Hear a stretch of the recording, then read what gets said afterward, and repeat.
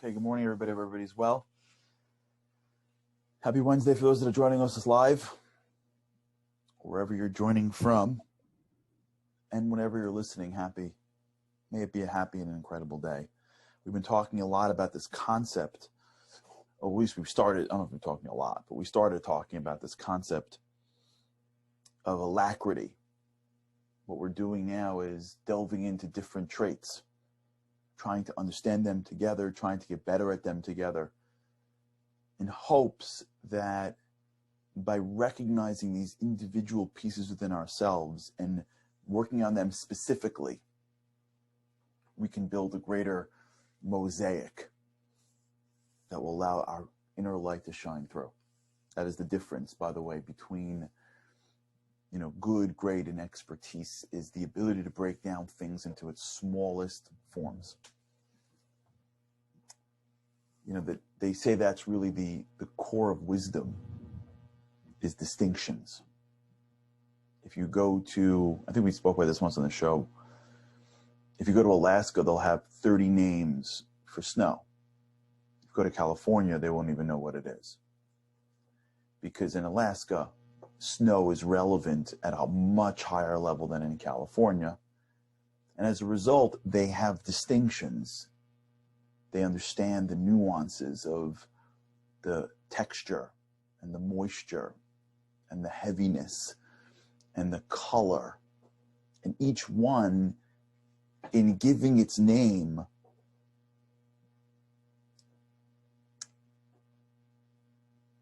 leads to a whole world. We have this, there's a concept in Judaism of the words for happiness. When a couple gets engaged, or gets married, they say, there's a song that they sing which says like Gila, Rina, Ditza, Chedva, Ava. There's all these words that really mean very similar things. And what it's really doing is cluing us into something that we care about a lot. The Jewish people are very focused on levels of empowerment. And so there's multiple names. We got to figure out what each one means. What we're doing here is recognizing or trying to understand the power of traits, creating distinctions along the way of the differences in what each of these traits are, in order to create greater wisdom within who we are. That's the idea. And we began with the first trait, which we spoke about yesterday, being the foundation of all traits, which is enthusiasm or zeal. In Hebrew, the word is zirizut, or zerizus. And we spoke yesterday about this idea that we each come from 4 different elements, and they compete against each other. And there's an element called earth that we're from. Man could have been, in the biblical story of God creating man, the story could have been, the process could have been that an angel falls from heaven and then on the way down sort of congeals into man. Why wouldn't that be a legitimate approach? Why would that be any less miraculous than going to the ground and forming it from the ground? It's because God is teaching us about us, that we have within us this innate desire to be earthly, to be grounded, not in a good way. It makes sense that we are by nature to some extent lazy and very much connected to very base things. Now this, by the way, for another conversation, is between men and women, or not men and women, really it's zach, or masculine and feminine. Because if you notice, the masculine energy comes from the ground, but the feminine energy actually doesn't. Which is why usually the feminine is more connected to spirituality than the masculine. But that's a different conversation. That was for the marriage talk we gave, like 4 months ago. But this idea that we have this natural part of ourselves that's very, very grounded and earthly starts to bring us to some realization that it is natural for me to be unenthusiastic about things, to lack zeal, to lack alacrity, to approach life schlepping, as they say. You ever see people, I'm sure we're like this too, like schlepping, like you're just carrying yourself around. At least now we can we go to the hit of coffee as the need before we can be human beings, which is okay. Like it's a crutch. As we said it, I've got might as well, l'chaim. It's just a crutch. We don't really need coffee. We just say we do. And okay, it's better. It's better. People walk around in the morning. It's like it's like as if they just came out of Siberia. You know what I'm saying? Like you see them on the train or at work or just walking around, and it's like I'm like, did you just come out of didn't you just sleep for 6 to 8 hours in your bed in warmth? Really? You know what I'm saying? Really? But we're all like this. We're all like this. We die if we can't get to Sunday. Oh my gosh. We're all like this. All of us. Let's just have fun calling out. Thanks, Ken. Because it's a piece of us. But that piece needs to be controlled. And we need to bring another piece of us called fire. There's a piece of us that's fire. Now, there's negatives of fire, which we'll get to, but let's talk about the positive of fire. Fire is the part of us that comes from the soul. The fire actually is the property in this world that is mostly connected to soul. That's why it says in the verse, Ki ner Hashem nishmat Adam. The candle of God is the soul of man. Fire and soul is very connected, which is why when someone passes away, you light a candle in their memory. Which is why when Shabbat comes in, which is the holiest day of the week, we light a candle in and light a candle out, by the way. If you even look at fire, it almost feels like it doesn't belong here, which is why it's reaching to go somewhere. And if it wasn't held down by a wick, it would never stay here. Fire is the soul. So you've got earth and fire. That's who we are. And one of the great mistakes that we make is that we think that who I am is how I feel. That's not true. Who you are is what you choose. How you feel is a manifestation of your consistent choices. And you've been here with me long enough to understand the neural, at least to some extent, the neurological concepts here. Schema, neuroplasticity, whatever. But when you think about, and when we think about life, we have to recognize that there's earth and there's fire within us. There's laziness and alacrity. And those two options are choices. The earth is going to feel easier. The earth is going to allow us to fall in better. We are inclined to the earth. We originate from the earth. The fire was put in afterwards. So it is normal for human beings to be naturally unenthusiastic about things, to be naturally lazy about things, to be naturally uninterested in being uncomfortable about things. It is normal for someone to approach life without the requisite enthusiasm and zeal for things that they need to do but don't want to do. Yeah, if you love something, it's easier to go and get excited about that. But that's not really where your greatness is. Your greatness really is, even in the things you love to do, the areas that are going to make you better. Usually the greatness in life doesn't come when you wake up in the morning and feel it. Usually it's when you choose it. And the game we're talking about here isn't like a nice idea. This is existential. Fire or earth? Who dominates? Soul or body? Who dominates? On a deeper level, it's really the animal versus the spiritual. Who dominates? Who dominates our lives? Who's going to be in charge today? Who's going to win? Wake up in the morning, who's going to win? Snooze, snooze, snooze, snooze, snooze. Or you're up. And by the way, even if it's painful, and even if you ever got to fight out of that bed, Because when you're laying down, you're in earth mode. That's why when you go to bed, you're like, I'll get up at 4 o'clock. I'll run a marathon. I'll do my taxes. I'll write a book, and I'll shower, go to the gym, and I'll be at work. Yeah, then the alarm goes off. You're like, nah, forget that. Why? Because when we were laying down, that position of laying down, that was the original creative position. That's the ultimate earth position, is laying down. And as soon as you're in that zone, the earth inside you just takes over. Just totally takes over. If you stood up, you would be less tired than if you lay down. Now, I'm sure there's biological reasons for this, but I want to get to the spiritual reason for this. But when you choose, when that alarm goes off, when you choose, I'm fighting with fire today. You jump out, you're different. You may not jump up and go hip, hip, hooray. You may just drag out. Fine, but you're out. When you come to your first challenge and when you come to your first responsibility, when you show up in your life, you show up bringing your fire. That's the game.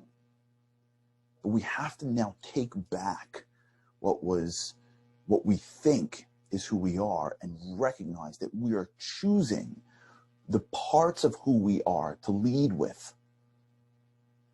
Anyone who plays sports, you can play with your left or you can play with your right. You're not left or right. You have to choose which direction you're going to go in. You can choose what to say. You can choose whether to walk. You can make choices. I am not how I feel. I am what I choose. And one of the most important aspects of enthusiasm or zeal is that zeal is not the result of something. It is the choice of something. If I have to be enthusiastic only when somebody else pumps me up, or when life lines up for me, or when I'm feeling it, that's not me choosing. That's the gift. Inspiration's a gift. Something working out for you is a gift.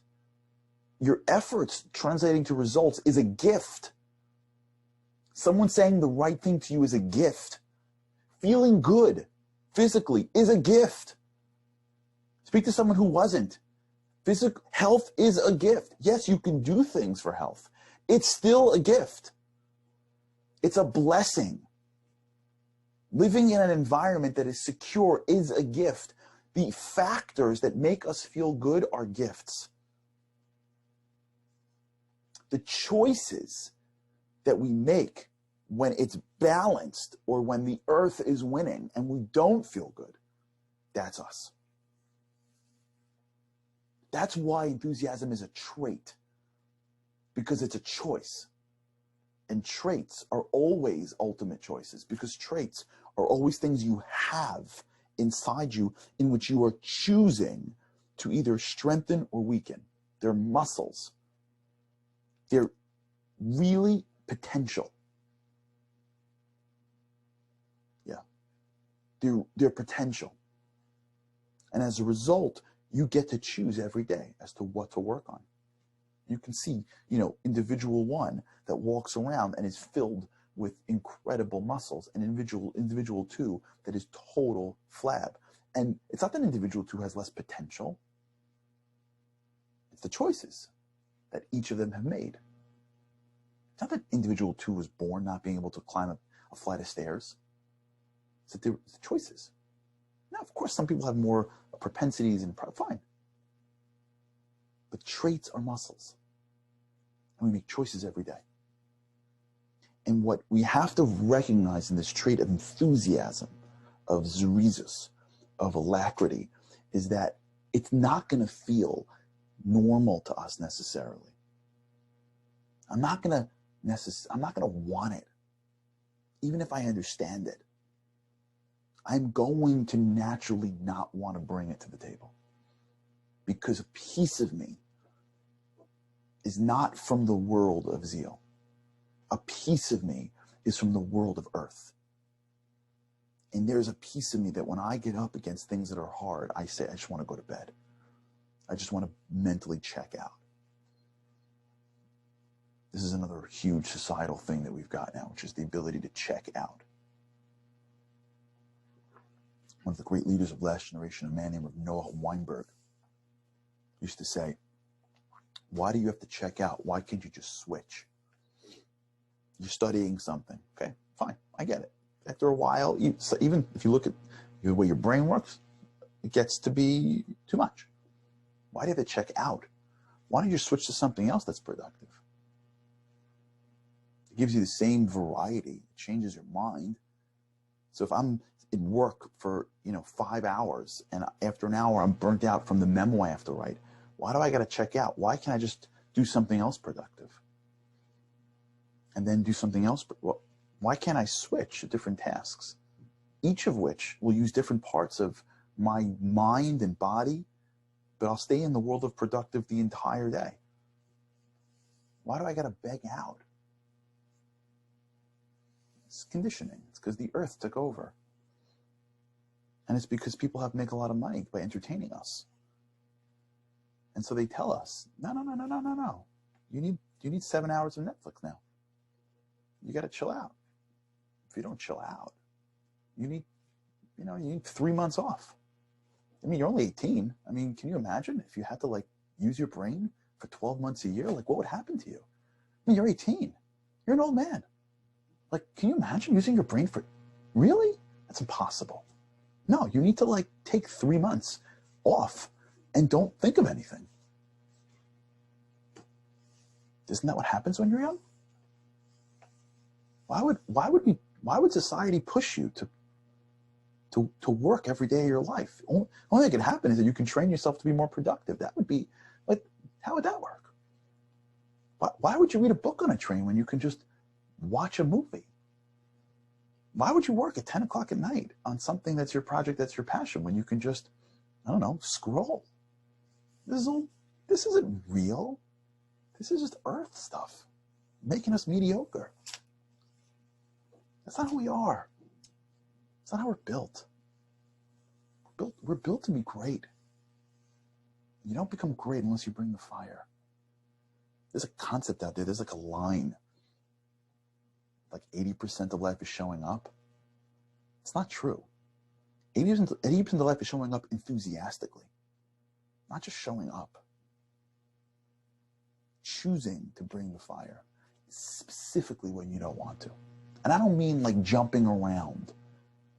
When I spoke about the professor yesterday, if that professor is enthusiastic about his lesson, I don't care if he speaks in a very intellectual way. Great.